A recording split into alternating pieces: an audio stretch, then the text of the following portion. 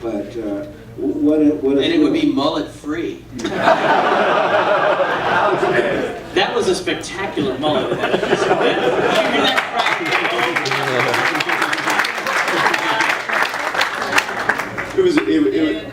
I have to tell you, it was amazing. It was an amazing thing on the set when we come up in the new show on Mark in the isolation cell in the yoga position, and it's like you're floating in midair, and we're all standing around watching this, and we were like, wow, we are in for a whole new level of trickster and a whole new experience. It's like the poison that it was running through his veins had really turned acrid. And I remember Ralph, the director, when I was sitting under a box of knives, at one point he came up to me and he said, "It's Mark Hamill."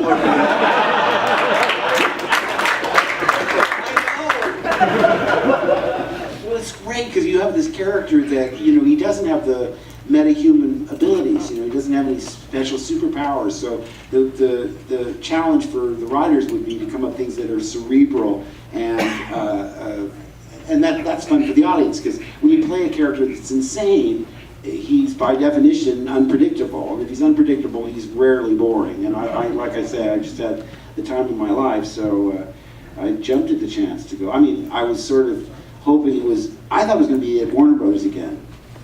And I used to love, because there were, towards the end of the week, you'd start when the sun went down and shoot all night until the sun came up.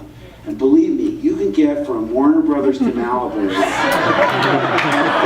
5:30 in the morning in like 40 minutes without speeding. That's all I could think of. I love that sort of. I mean, I like John said, it's got to be brutal for the people that are doing it week after week after week. But for those of us that were just there for the 10 days or whatever, well, it's still I wanted to say something that I was sitting next to Andrew that I noticed watching it was, I don't know if anybody else did, but and you brought it up about women being drawn into it, but God, did you notice it was the women who saved the hello women, and the Flash seemed really confused about likes, and I thought that was really interesting. I will be going home and thinking about that. The last 25 years of women and work and relationships, it brings up a little bit for me, but okay.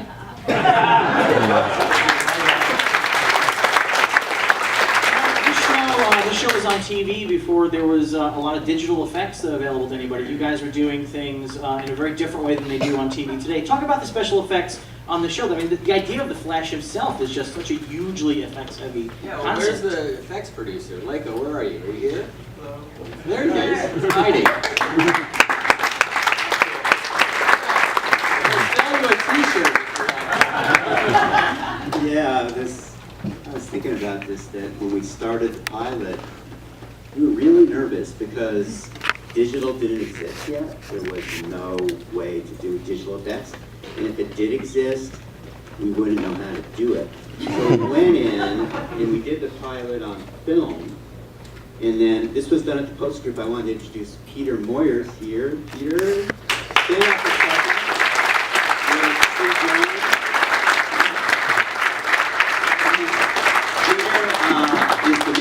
Single-handedly took this concept of how do we make this guy run really fast at the Post Group at the time, and they opened up the first digital effects bay for us, which we shared with Star Trek, the TV series at the time. And Peter figured out how to turn this around because the time it would have taken to create the same effects on film would have made it impossible to turn it around on a television schedule. So Peter really invented the wheel on this thing, and I've always been indebted to him for that. Thank you, I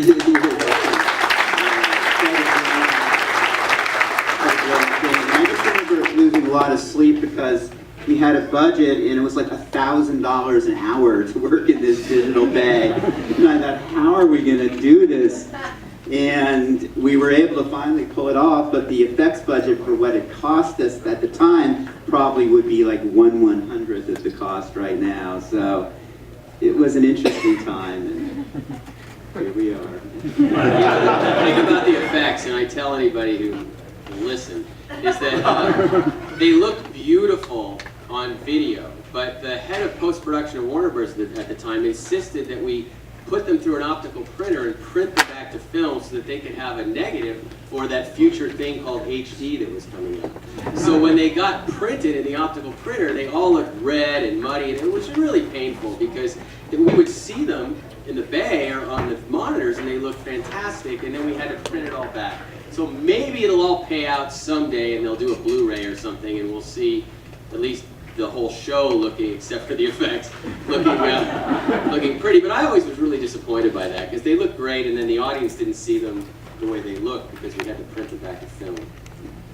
Well, you know, we're just about out of time now, so I just wanted to say thank you to everybody who has come here today.